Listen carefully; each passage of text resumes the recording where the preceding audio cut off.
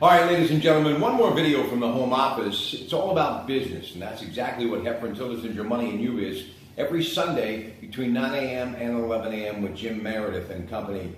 But this is a story that literally just jumped off the computer screen today, doing a little Google, little MSN search for business, and there it was, that brand that I have a lot of admiration for, Apple.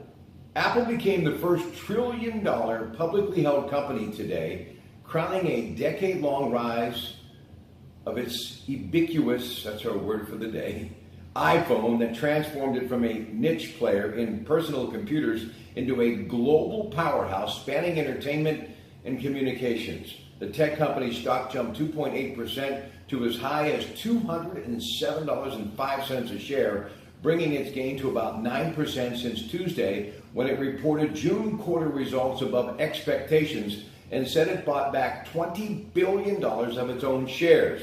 Started in the garage of co-founder the great Steve Jobs back in 1976, Apple pushed its revenue beyond the economic outputs around the world.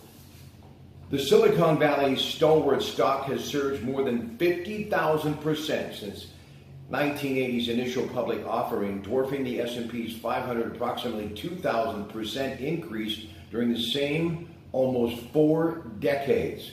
During that time, Apple evolved from selling Mac personal computers to becoming an architect of the mobile revolution with a huge following.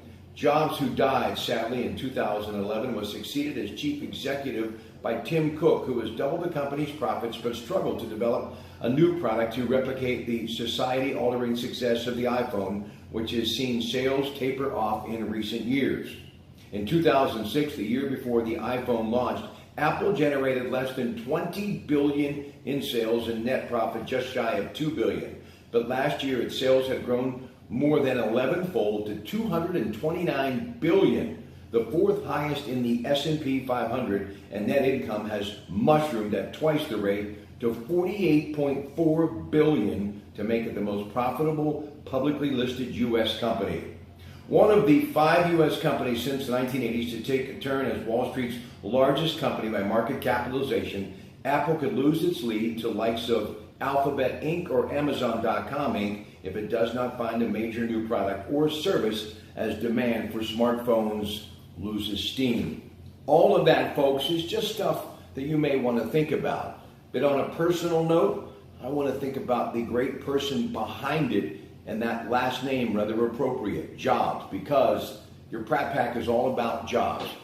Working class, middle class jobs. And that's exactly what Steve Jobs and Mr. Cook and that brand continue to do around the world. And as I have said, to have a solid foundation in any society, you need those jobs to lift everyone up. And that's what Apple has done.